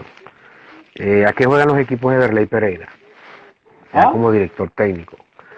Te llegó una pregunta a través de las redes. ¿A qué juegan los equipos de Derley? ¿A qué juegan tus equipos, los que diriges? ¿A qué juegan? Ofensivos. Mis equipos tratan de buscar el gol y tratan de tener la pelota y tratar bien la pelota. Por supuesto, hoy en día se habla mucho de la parte defensiva, ¿no? Hoy en día la gente defiende mucho en bloque, los delanteros defienden, o sea, no es como antes. Hoy en día el equipo ya comienza la defensa arriba, ya con el 9. El 9 ya está presionando, ¿eh? Y uno no tiene cómo escaparse de eso. Hay que seguir esa filosofía porque todo el mundo lo está haciendo.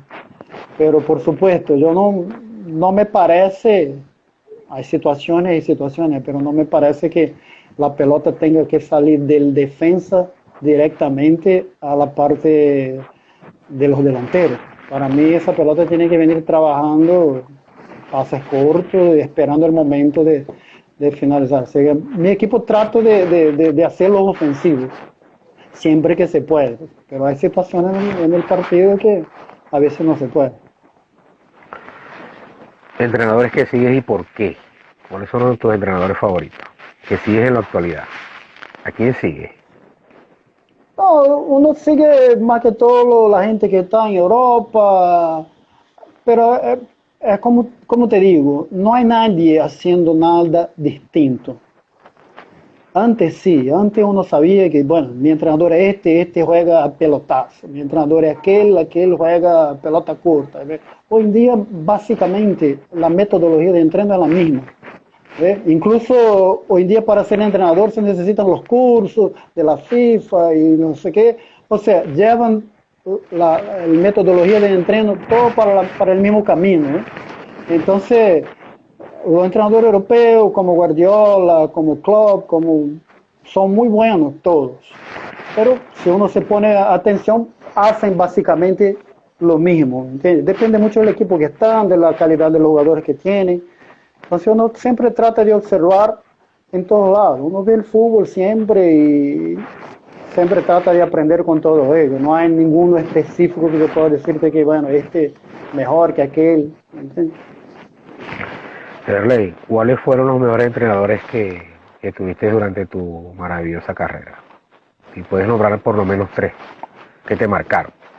Bueno, el profe Moreno para mí fue el que más identifiqué, el que mejor trabajé, hasta por los títulos que pudimos lograr.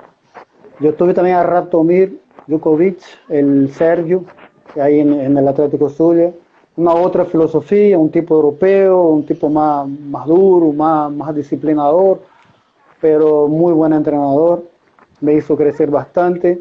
Y al final tuve a Chita en el comienzo de su carrera como entrenador, pero también me ayudó mucho ahí en el Caracas porque él estaba agarrando los equipos, necesitaban a los jugadores de experiencia para apoyarlo, porque era el comienzo de su carrera. Y me gustó la manera que trabajaba, aunque era joven entrenador, pero me gustó la manera que trabajaba. O sea, para decirte así, 3, yo podría decirte a Moreno, a Ratomir y a Chita. Derley, ¿qué le cambiarías a nuestro fútbol? Eso te llegó también a través de las redes sociales. ¿Qué le cambiaría? Si tuvieses que cambiarle algo al fútbol venezolano, ¿qué le cambiarías? Es difícil decirte, porque yo creo que uno no está viviendo la realidad del fútbol. Uno lo que ve son los partidos de afuera, y uno lo que ve son los resultados, los partidos por televisión, los sigue por internet, pero uno no sabe lo que están sufriendo esos equipos, uno no sabe en qué condiciones están trabajando, no sabe qué condiciones la federación le está dando a esos equipos. Los torneos, yo supe que ahora por la pandemia reducieron los números de equipos no pudieron participar. O sea, hay que encontrar siempre la forma de que el campeonato venezolano sea lo más fuerte posible. Porque esa es la gran diferencia de antes. ¿Ve? La Venezuela del 93, cuando yo llegué a jugar, le decían la Cenicienta. ¿Ve? Porque a la Venezuela le goleaban todos.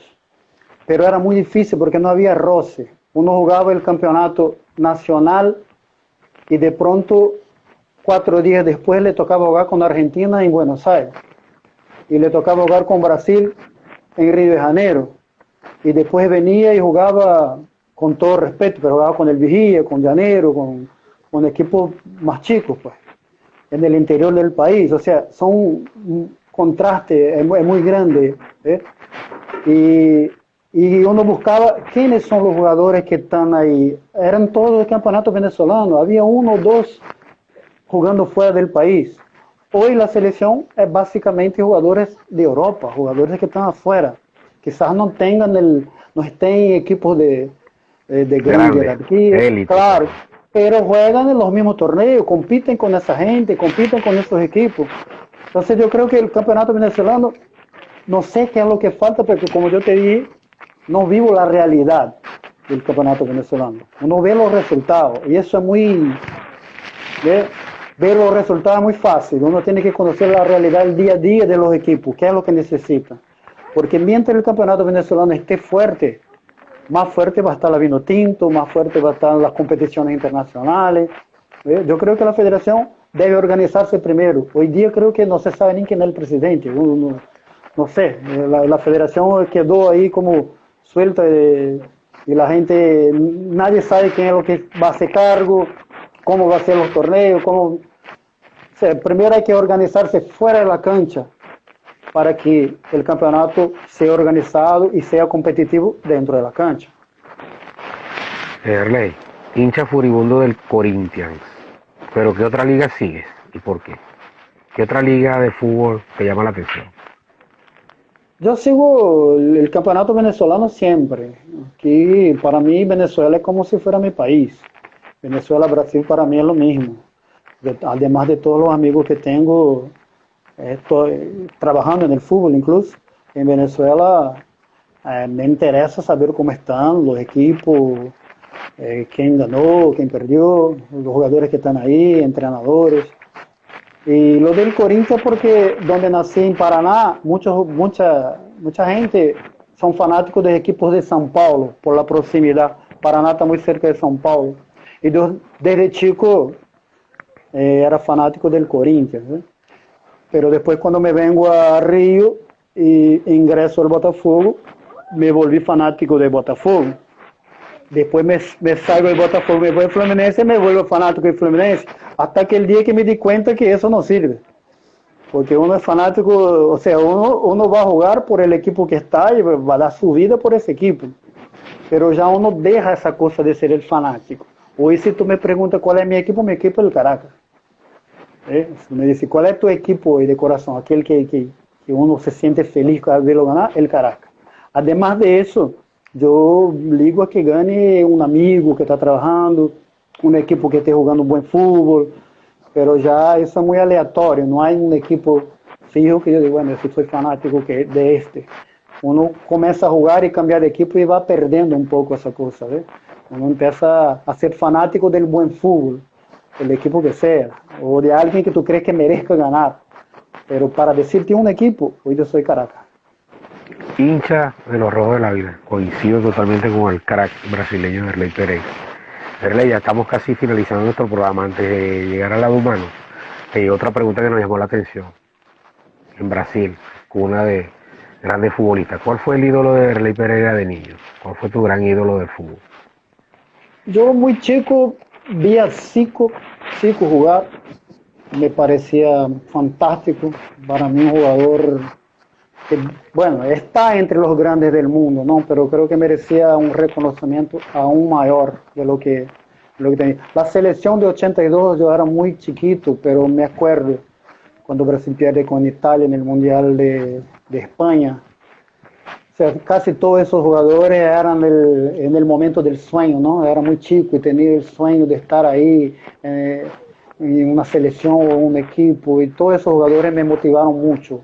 Era una selección. La mejor tarde de Paolo Rossi, ¿no? Inolvidable ese día para los brasileños. Entonces Sócrates, Zico, toda esa gente. Bueno, después vino otros tantos, ¿no? Ya grandecito, ya jugando el fútbol, vi a Ronaldo Fenómeno, que ya tenemos edad parecida, pero bueno, el Brasil sigue haciendo jugadores espectaculares siempre. Es una cuestión nada más de organizarse un poquito mejor para que volvamos a salir campeón otra vez. Pero te marcó esa época de Arturo Antunes Coimbra, mejor conocido en el fútbol como Zico. Exactamente. Del equipo de nuestro amigo Tanger, de Flamengo. Sí, señor. Hincha furibundo del Flamengo, nuestro amigo Tanger, ¿verdad que sí? Bueno, ya estamos ya en el último tercio de nuestro programa.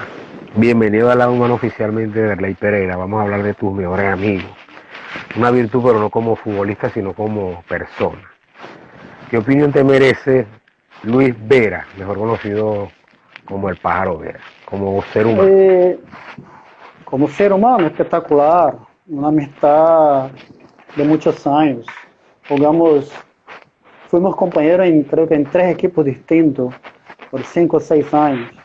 Un tipo tranquilo, un tipo trabajador, un tipo profesional al extremo. tipo que apoyaba siempre, nosotros ahí nos entendimos, cuando le iba mal a uno, usted viene, vamos a darle, vamos, la siguiente va a salir bien, o sea, un tipo, no tengo tanto contacto, hace rato que no hablo con el pájaro, pero un tipo espectacular, una amistad muy buena que tengo con él. Háblanos un poco de David Macintosh, la computadora. Más que todo un ejemplo, más que todo un ejemplo. A mí no me extrañó nada verlo jugar hasta los Increíble lo que 40. entrena, cómo entrena ahí. A mí no me extrañó nada verlo jugar hasta los 40 y pico, 45, 44, no sé. A mí no me extrañó nada, porque la dedicación en el entrenamiento de ese muchacho, la disciplina que tenía, el profesionalismo que tenía era impresionante. Era un ejemplo para todos nosotros. Todos los entrenamientos físicos, bueno, está Macintosh y están los demás. Y uno sabía que iba a tardar mucho en retirarse. Además de como persona, un tipo familia, un tipo disciplinado, espectacular. Háblanos un poco de Marquinhos, Marcos Cardoso. Bueno, el responsable de todo eso, gracias a la invitación de él, fue que pude irme a Venezuela y pude hacer mi vida por allá. Y creo que fue la decisión más acertada. Él vive por acá cerca de mi casa. A veces nos reunimos, a veces jugamos un partido de fútbol. Todavía sigue siendo mi amigo y tengo más contacto hasta por la cercanía que tenemos. Pero es un tipo espectacular. Se le olvidó un poquito el español, ahora habla un poquito más, el español no, el venezolano, ahora habla un poco más colombiano, ¿no, Marco? Saludos a Marco. Sí. Y vamos a cerrar con el mago, para mí el mejor jugador que han visto mis ojos, Stanley Rivas. De hecho fue el primer jugador venezolano en salir. Firmó con el Estándar de Lieja de Bélgica al fútbol europeo. Cuéntanos un poco del mago, tu agente favorito. Bueno, el que me, el que me llevó para todos lados. Stalin es el tipo con el que más hablo de Venezuela. De todos mis amigos, el con el que más hablo. Nosotros siempre cambiamos mensajes y así, tanto dentro como fuera de la cancha, teníamos una sintonía impresionante. Stalin me visitaba a mi casa, siempre que mi papá, a él le gusta mucho mi papá, siempre que mi papá iba a visitarme en Venezuela, él iba a la casa y comíamos, hacíamos asado y él sacaba el viejo, le ponía el carro, salía a pasear y volvía otra vez. No, tu papá es chévere. O sea, Stalin es un amigo, o sea, fuera de serie. Nosotros mantenemos contacto hasta hoy. Estos días estuve por irme a Venezuela, lo iba a visitar por allá. Impresionante. Él, ¿dónde va? Él se acuerda de mí y pregunta y trabajamos mucho juntos por muchos años. Así que muy bueno, Stalin, un amigo de verdad. Ahora vamos a hablar de tu familia, de los pesos pesados. Vamos a comenzar con Lene Pedrosa, Ederlene. Cuéntame una virtud de tu hermana. Mi hermana una guerrera, mi hermana no se rinde nunca, mi hermana una compañera, sea lo que sea. Mi hermana si las cosas van bien, ella está contigo y si las cosas van mal, más todavía. Está ahí, o sea, tenemos una unión muy grande, aunque nos separamos muy chicos, me fui a jugar el fútbol y ella siguió viviendo con mis papás, pero tenemos una unión muy grande hasta hoy, o sea, uno da la vida por el otro. Por ahí nuestro amigo Tanger te hace un anuncio. Estará en Río en junio, Dios mediante, para saludarte, para que estés al tanto. Solo mándame el mensaje para que nos juntemos por acá. Por aquí hay uno que nació en Monaga, pero jugó en el Caracas Fútbol Club, Ruber Quijada. Aprovecho para saludarlo. Un fuerte abrazo para Sí, él. amigo. Gran amigo Ahí de yo esta estuvimos casa, en Qatar, hincha sí, del Caracas. en Qatar, compartimos un rato ahí en Qatar. Con Rubén, Qatar. lo conocí ahí. Sí. A ver, una familia de futbolistas. Ederley, cuéntanos un poco de Derek, venezolano, de Maracaibo, Venezuela. Derek Eder Pereira. Cuéntanos un poco de Derek. Bueno, Derry nació en la clínica Paraíso, en Maracaibo. En una de las mejores épocas de mi vida, como yo le dije, las mejores épocas fueron en el Atlético Zulia, en el Caracas Fútbol Club. Él nació en el momento donde todas las cosas salían bien, momento donde estaba muy feliz. Él vino a traer más felicidad todavía. Eh, a veces le digo maracucho, y él siente, y él tiene orgullo de ser venezolano, ¿ves? Él le dice a la Qué gente, bueno. no, yo soy venezolano, yo soy Eso maracucho, nos satisface, hermano. claro, él tiene orgullo de ser Paisano. venezolano. Él trató de jugar el fútbol también, jugaba bien el fútbol, como tiene 1,94 m de altura, él se volvió defensa, ¿no? Pero él tuvo un problema en la cadera, una deformación ósea que le causaba mucho dolor. Y al final le dijo, no, papá, eso me está causando mucho dolor y desistió, ya no quiso más jugar al fútbol. Pero él vive aquí cerca de mi casa y nosotros, bueno, nos juntamos siempre y de verdad un hijo maravilloso, un hijo que tengo mucho orgullo. Hablamos de la princesa, Sley Flavia Pereira. Cuéntame una virtud de ella. Ashley nació en la época que yo estaba jugando en el Caracas. Y yo pedí Por lo un menos permiso. no nació en Qatar, menos mal. No, no, ella nació en 2001. Yo estaba jugando en el Caracas y yo le pedí un permiso al profe. Mi ex esposa siguió acá porque nosotros venimos de vacaciones. Y bueno, yo como Sí, tenía que irme a la pretemporada, ella decidió seguir aquí para que diera la luz acá. Y yo pedí un permiso claro. para verla nacer. Y es una hija maravillosa. Ashley, todavía busco algo malo en ella y todavía no la encontré. Ya tiene 19 años. O sea, ella está siempre ahí pendiente de uno y pregunta y cómo están papá, cómo están las cosas. Y bueno, ahorita tiene un novio que es futbolista, un portero. Está en otro estado, está con él por allá porque él está jugando en otro estado, aquí en Brasil. Y está viviendo un poco lo que es ser esposa de un futbolista, ¿no? Y un futbolista. Ahora le toca a ella seguirlo por ahí, por el mundo. Pero es una muchacha muy especial. Cuéntanos un poco de Aline, la primera dama. Aline Lima Brito de Bueno, Pereira, tu esposa. Aline apareció en mi vida hace 2 años y algo, después que me separé de mi primera esposa, y es la muchacha que me llenó, que me trajo lo que faltaba, ¿no? La muchacha que es mi compañera siempre, nosotros tenemos los mismos gustos.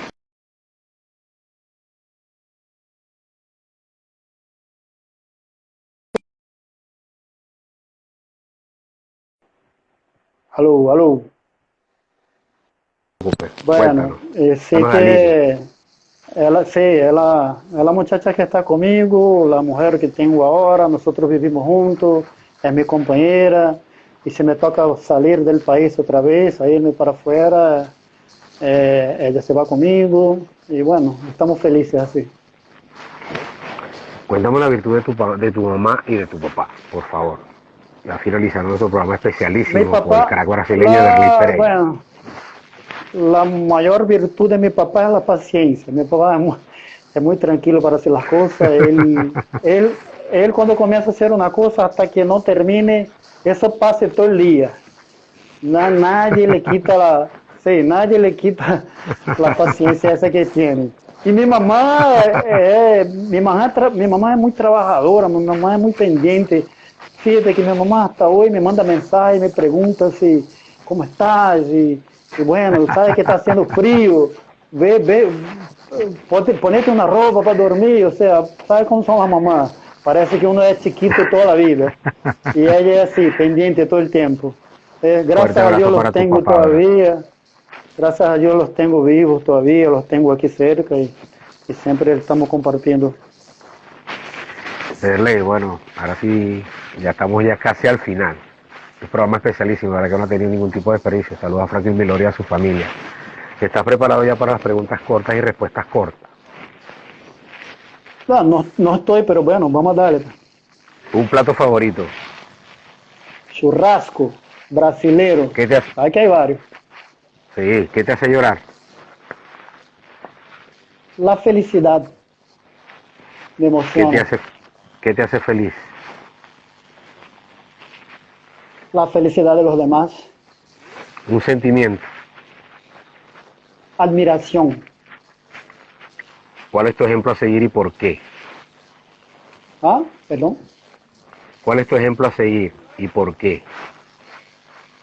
Mi papá, porque es un hombre victorioso en todo lo que hace, un ejemplo de padre y bueno, yo quiero seguir el ejemplo de él. Cuál es tu valor más preciado? La honestidad. Ederley Pereira, nacido el 6 de febrero en Paraná de 1973, Brasil. Defínete en 3 palabras. Ah, alguien muy dedicado, honesto y amigo. De verdad queremos darle un aplauso a este caballero, crack del fútbol brasileño, Ederley Pereira, por la deferencia de haber estado con nosotros y a todo el público en general. De verdad los invitamos para el próximo sábado. Tendremos a Lino Connell Jr. hablando de béisbol.